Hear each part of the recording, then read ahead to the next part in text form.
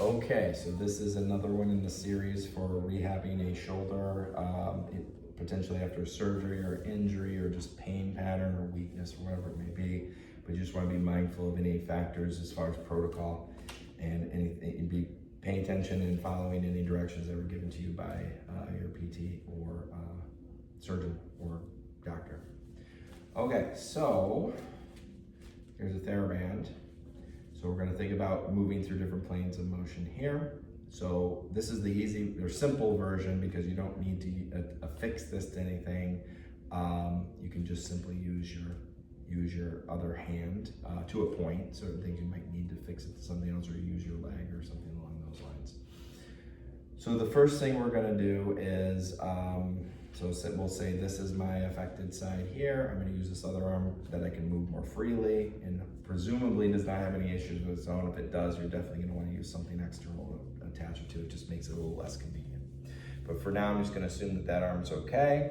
This arm is the one that's weak, painful, maybe had surgery, and I want to be careful with it, not overwork it.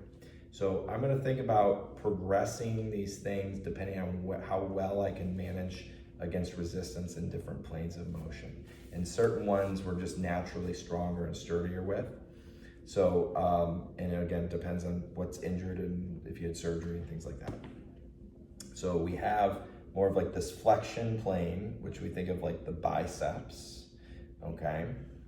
So most people are aware of biceps as like an elbow muscle, but it also has two heads, bi meaning two, like bicycle. So the short head is this, and then the long head is this. Now, this actually matters. This muscle, more than a lot of them, matters which way the band is wrapped around my hand, because if it's pulling along the thumb side to right my hand against that, I have to do something known as pronation here. The biceps is not a pronator, so it won't affect the biceps too much. However, if I wrap this thing in the other direction, and it's pulling on the inside here along the pinky finger, to keep my palm up, I'm gonna feel that a lot more, perhaps down here at the elbow, but I also might feel it up here in the shoulder. So if that's a vulnerable area or painful area, I maybe wanna be cognizant of that may be too much to start with, if that's the case, okay? So you may wanna adjust according just to that. Now the second thing is I may not wanna start, at least not with the shoulder component of like lifting here, because anytime that you're increasing mobility, you're also decreasing stability. So you're compromising that ability to support and protect at that area.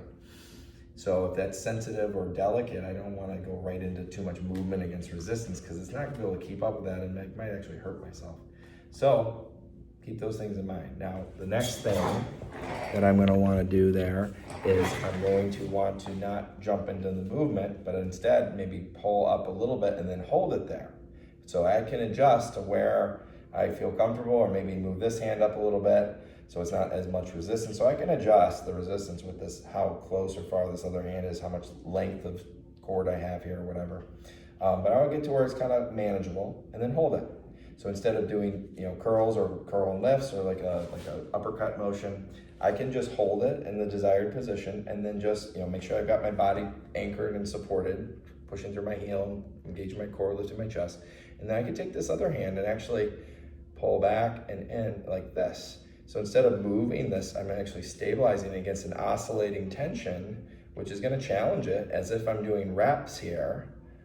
So again, start slow and maybe work your way to faster, but I'm not actually challenging the adaptability of the length of the muscle, so it actually makes it a little stronger, sturdier. Now, I might still get fatigued from holding it here, and you'll definitely feel it working, but it's a very different kind of a challenge and something that may be actually more tolerable for the muscle tissue itself, and not, to not overwork it there. So that's something to start off, especially in those vulnerable areas. Now, another one, again, maybe if you had surgery, it could be like supraspinatus. So that's more of this diagonal at 45. Again, I'm going to anchor myself, reinforce that side of my body. Okay, use the other hand, affix it where I need to. And then I'm going this way. That might be too much. Against resistance, it might be painful, catching, pinching there. So I don't want to do that. I want to just maybe take up the slack a little bit and then have this hand being free. I'm not going to run into my leg, and then just kind of in and out as I hold that. Right?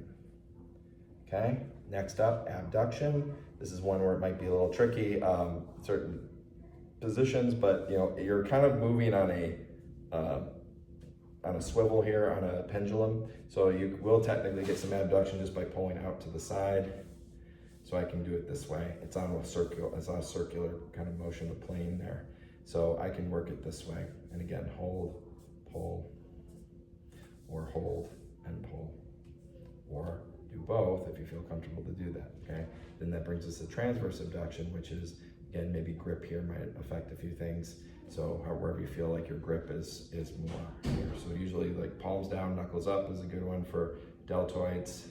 So as I'm doing this, I'm trying to target or hold and pull, or hold and pull. I'm targeting as I'm pulling, and maybe if I pull it here and have more of a backward pull, like a row, like a higher row, like an elbow out, less pulling out, but more pulling back, that's gonna hit posterior deltoid, and that's actually one that usually is quite weak with rotator cuff problems and impingement issues, and one that you definitely want to strengthen to help out those rotator cuff muscles, and certainly one that you can progress with combination movements of pulling and back, where you have to maybe adjust. And when you get good at this, you can actually adjust like in real time and really kind of feel that out, or just keep tension and just, you know, move it around with you. That's another way to progress, but make sure you're very aware and comfortable with those positions so that you don't accidentally go into something that's too painful or potentially dangerous. So just feel it out, get comfortable, go slow, and just, you know, nice and easy. Start with those holds, with the movement of the other arm, and then progress into more active and dynamic things. But you gotta really go slow and just make sure everything feels right. And you'll feel it. You'll get tired in those very specific muscles that are weak, or maybe a lot of those muscles if they haven't been used in a while. And so it's a process, and you gotta work through it, and, you know, just a little bit at a time.